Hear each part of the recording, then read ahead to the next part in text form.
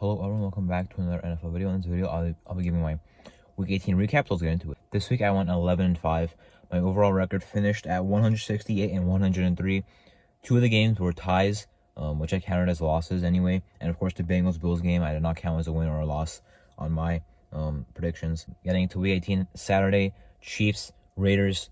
The Chiefs put a whooping on the Raiders. I thought it'd be a little bit closer, but it was definitely a dominant win by the Chiefs.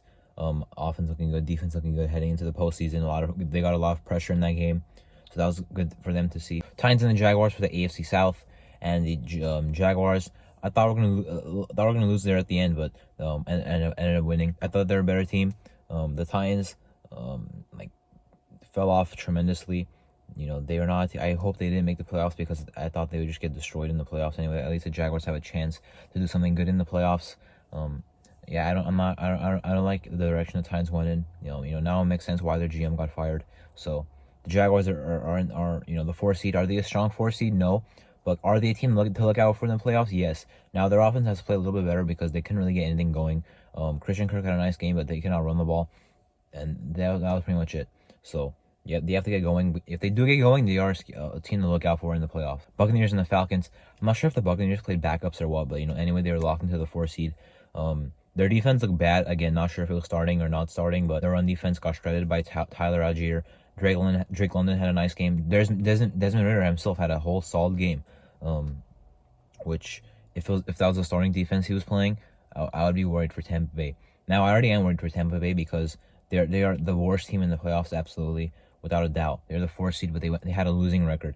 Now the Cowboys just played a very bad game, and Dak played most of it, and I think maybe the rest of the starters did too, but that at least gives Tampa Bay some hope. But if Dallas still shows up, Tampa Bay will get absolutely wrecked, and definitely get bounced first round. And should never have made the playoffs, but their division is bad. Patriots and the Bills. Well, I think the Patriots offense actually played a pretty nice game. I know, Mac Jones threw 3 interceptions, but when you're playing the Bills defense, that's what they do. Now, I think they actually moved the ball pretty well. Their special teams, though, giving up those 2 kick return touchdowns was obviously very, not very. It was not that good because their defense did not even play that bad. 14 of those points were not given up by their defense. The Bills still played up pretty much the whole game. It was tied there, I think, near halftime. So the Patriots were hanging in it, and in the second half, the Bills kind of ran away with it. Vikings and the Bears. I did think the Bears would play a little bit better, but turns out Fields is not playing, and they played pretty bad, and the Vikings won, and they played pretty nice. Kirk looked pretty good, and they did not play the whole game, but looked good when he was playing. The Vikings. This is a convincing win to not like I'm convinced in the Giants in the not like I'm convinced of the Vikings in the postseason. They can absolutely choke this game to the Giants. I could definitely see it happening, but at least with this win, you feel a little bit better heading into it. The Bears get the number 1 overall pick.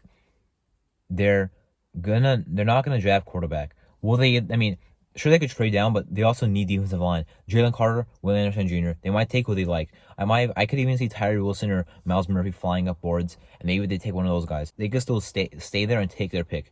If you want to trade down, they can trade down because sure they need a lot of stuff.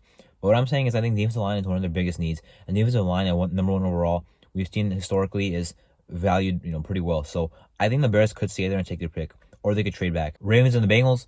The Ravens without Lamar are not a good team. I mean, their defense they played better in the second half against the Bengals, but I mean they're not a team that can win any game. Like if they didn't have Lamar the whole year, they would have 3 or 4 wins, 5 wins.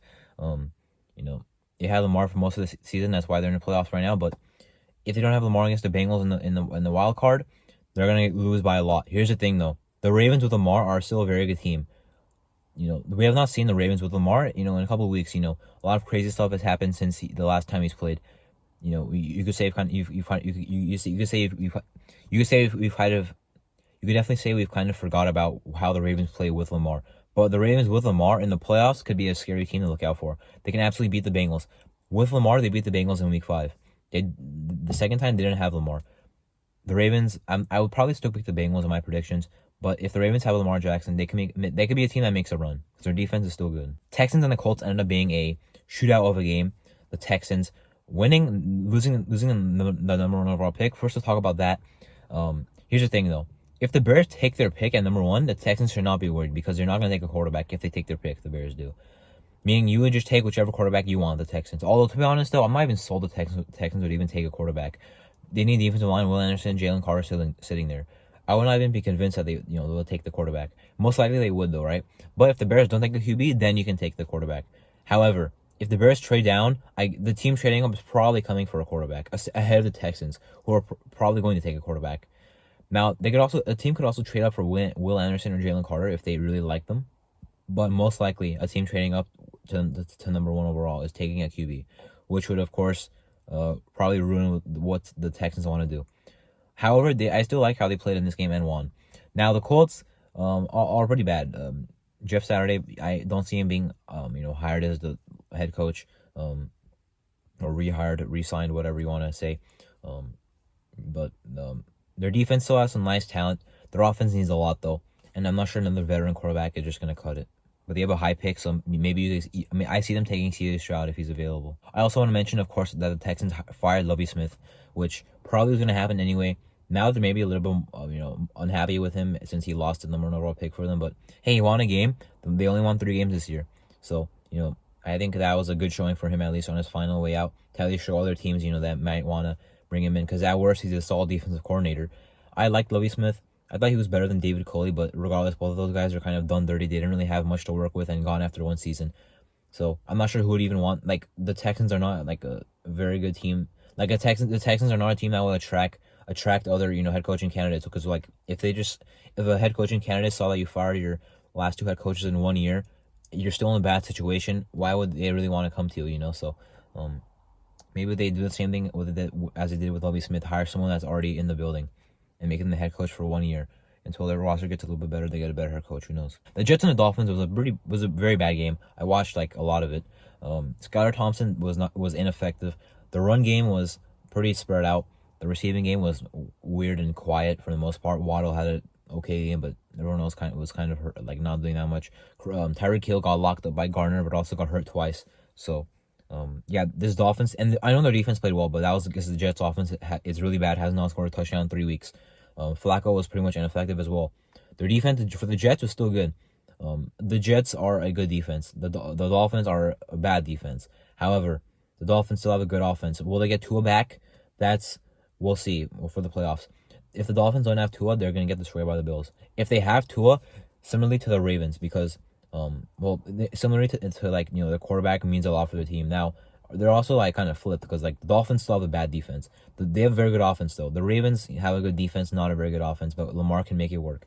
For the Dolphins though, that's how they won all these games. Besides really the Jets game, they have a very good offense, bad defense, but their offense just scores more points than their opponents in shootouts and they win. So that's exactly what they could do against the Bills, because the Bills defense is very strong, sure, but we've seen some games where they've got kind of they've showed weaknesses.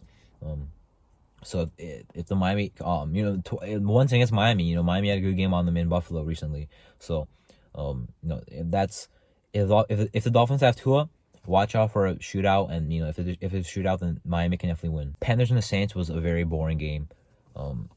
Nothing really happened. I mean, Sam Darnold was bad. I mean, they had 5 completions the whole game, and the Panthers somehow won. Dante Foreman was having a nice game, but got kicked out or ejected. Trevor Hubbard was not that effective. I believe he had like 3.9 yards a carry. DJ Moore had like 1 catch. They had 5 completions. They somehow still won, even though the Saints' offense looked better. Dalton had an okay game. Kamara had a nice game. Crystal Olave even had like an okay game. I think he had like 60 yards. So I don't know how statistically it looks like the Saints played better, at least on offense. On defense, the Panthers, there's some good things. But also the Saints had 2 picks. Just a weird game. Browns and the Steelers. Well, the Steelers, Mike Tomlin was never gonna have less than like a under 500 record. So I thought I thought he'd either tie or win the game, and then we'd see what happened with the playoffs. Well, they won, but not enough to make the playoffs. The Jets did not beat the Dolphins, so that's unfortunate for Pittsburgh. They put on a very good final stretch of games. They went from 2-6 to, or maybe 1-6 to almost making the playoffs. 9-8, still a winning record. They were still way better than I thought this year. I thought they'd be a very bad team. Their offense is as bad as I thought. Kenny Pickett will probably develop.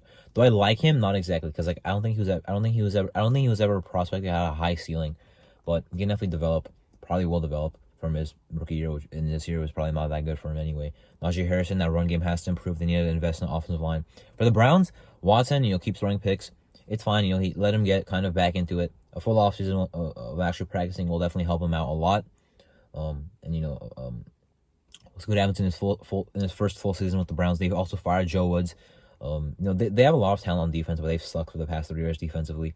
Something has to change there, because they do have a lot of talent, but I'm not really sure what their future is looking like over there. Kevin Stefanski's fallen off since his coach of the year anyway. The Chargers and the Broncos. The Chargers actually played their starters for most of the game, and the Broncos actually ended up winning. So the Broncos played well. Russ played pretty well. Jerry Jeudy played pretty well. The Denver defense did not play pretty well, but the Chargers defense also did not play well. It was a shootout. Is Jerry Rosenberg going to be the long-term or even head coach for one more year for Denver? No, but still impressive performance last week against the Chiefs on the road, and a good win this week against the Chargers, who are a playoff team. So that is at least something good to see. The past 2 weeks without Hackett, Denver is actually looking revitalized. They had an embarrassing loss against the Rams. They had guys fighting each other, punching each other. But now, they actually look like a team that has something to fight for. So, we'll see what happens with their offseason. Chargers, let's see what they do in the playoffs. The Giants and the Eagles. The Eagles did not even play that well. I mean, the Giants rested their starters from, the beginning of the game. The Eagles played their starters because, they had a lot to play for. For the Giants, I'm not even sure they could go up to the 5 seed. So, their seeding would not have changed. So, I think they literally didn't have anything that would change with their win or loss. The Eagles had a lot on the line. Either they did not win their division or won the 1 seed. A lot to play for. They won, but did not even look that good. But of course, having the 1 seed, have time to figure stuff out. They were a very good team this year, though. I mean, with Jalen Hurts, they only lost 1 game. Since they only lost 1 game, you could probably say it was a fluke against Washington. Did they play well this week? No, but their team should get it flipped around. I still don't like how they played against the Saints without Hurts, but of course they will have Hurts in the playoffs. But if Jalen Hurts shows up and the rest of the team doesn't, they're probably not going to win in the divisional round. Cardinals and the 49ers. I thought it was actually close for a little bit, and then I didn't see the score for a while. Then I saw San Francisco destroy them. So which was what I expected, the blowout. So the Arizona Cardinals go out on a bad note. Cliff Kingsbury was fired, as we all expected, but apparently he did not expect it. He was apparently surprised and distraught when he heard about his firing, but I don't know how. I mean, they blew a lot of seasons. Last year started off great, blew their year right into the playoffs. They still made the playoffs because of how good they started, but they were already a way different team entering week 18, and they made the playoffs, but, lost that game to the Rams by a lot of points. So he got fired I'm surprised he was there for 4 years, honestly. That contract extension was a very bad idea. A lot of people, I've heard that, their team kind of fell off right as they gave Kyler Murray that clause in his contract about doing the film study. My opinion, it was right when they gave Cliff Kingsbury and Steve Keim a contract extension. Steve Keim is also out of there, for health related reasons, is stepping down. So technically he does still have he could still return to the organization, same as Sean Payton, but anyway, I don't think Arizona really wants him around there. He was not a very good GM. I think he was going to get fired anyway, so, with the team knowing that he was probably going to step down, because I think there's something that came out months ago that said he would probably step down after the year. They probably did not fire him for that reason, or else if he wanted to stay, he'd probably get fired anyway, so. They need a new head coach and GM over there as well. The Rams and the Seahawks. The Seahawks won. The Rams played well. Yeah, I did see that coming. But I really thought the Rams would close this one out with a win. I really wanted them to close it out with a win. The Seahawks won. And, the Seahawks did not look that good. Geno Smith, 2 picks. Kenneth Walker had a lot of yards, a lot of, tough yards, but, not a very good yards per carry.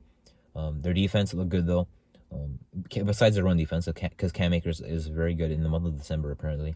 So, the Seahawks, they're in the playoffs. I mean, if the Packers made the playoffs, we knew what would happen. They would lose to the 49ers, and they would get memed and joked about constantly. At least Seattle will not be that team. Now they're gonna get destroyed, but at least their division rival, they know, San Francisco.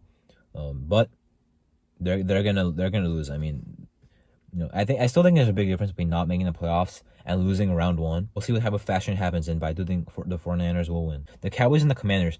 The Cowboys absolutely stunk it up. The Commanders at least played a nice game to go out. I don't think Ron Rivera should be fired. 8-1 is a pretty nice season. Their division is just really good. 3 playoff teams, but every team besides them made the playoffs, and they were only 1 game behind the Giants, or 1.5, I think. Ron Rivera should still stay. They need a quarterback though. Their defense developed very nicely over during the course of the year. Their offense still some stuff to figure out because Dotson had a nice year as a rookie. McLaurin is there. Not Bijan. Brian Robinson looks like their guy running back, even though he was not very good this year.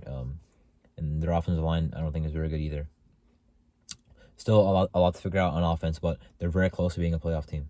As for the Cowboys, again, they played the worst team in the playoffs in the Buccaneers. However, they just played a very bad game. So even though they had 13 wins or 12 wins this year, they're 12-5.